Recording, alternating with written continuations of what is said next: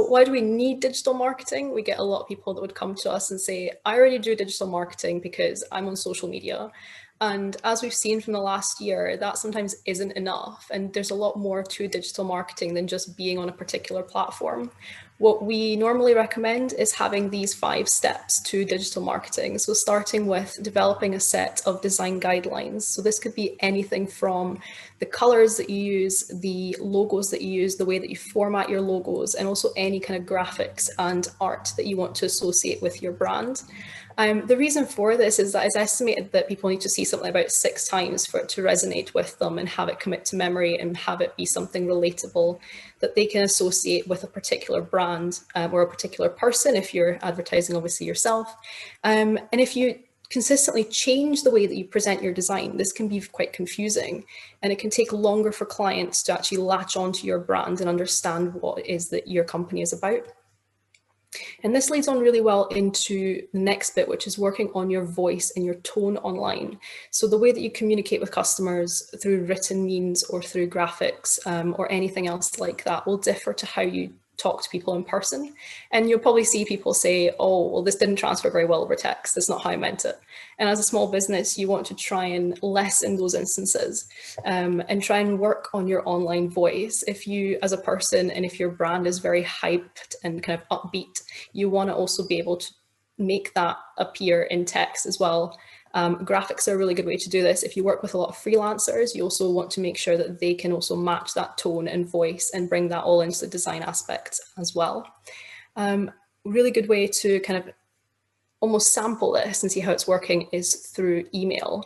So design and template your emails for consistency is a really good thing to do if you're selling products or if you have seasonal campaigns or anything else like that, because by designing and templating your emails, you have the other previous 2 points already in mind, and you're already marketing to a specific person. So unlike when you market on social media, you're spreading a message far and wide on social media. You might be sending out a tweet or a Facebook message, a Facebook post, apologies, and that message could be seen by many, many people, whereas email is very personal to the person that you're sending it to.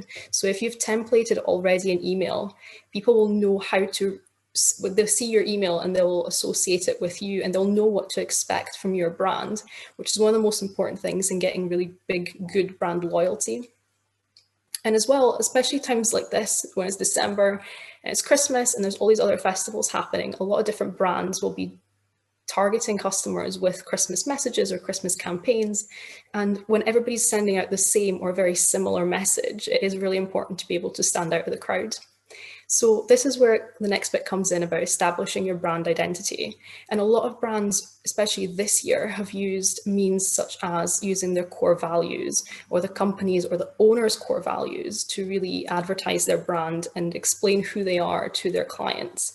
A really good example of companies that do this are personalized makeups and cosmetics companies, because they're very good at explaining why it is they're doing what they're doing. They want each person to feel unique in their own skin, and they also want people to have a really, really good customer experience when they go through them, and a very personalized experience, which unfortunately not being able to see people face to face can be a little bit difficult to do online. So one way to do that is to actually have a very personalized experience. If you're e-commerce as well, what you can do, you've probably seen it if you've been online shopping with any company like Amazon, they will market to you what you've already shopped. So for example, I'm shopping for Christmas things. Amazon keeps trying to sell me more Christmas things, which I'm a lot more likely to click on. If Amazon certainly started showing me sofas, I'm probably not going to buy that. Or if they start selling me garden furniture, it's just not the season. So it's keeping that message also very tight to what you want to advertise in a particular moment in time. And this leads into the very last bit, which is on optimizing your calls to action. So what I said earlier about different brands could be sending out a very similar message this time of year or coming into the new year. One way to stand out is to make sure that all your calls to action are quite similar across your different platforms, and just establishing that voice. If you want to have, say, a call to action to get more signups to your mailing list, or have different offers, just make sure that is consistent amongst the different social networks that you're advertising on. Again, just to bring that idea of people are going to see the same things over and over, and they just want to distinguish your brand.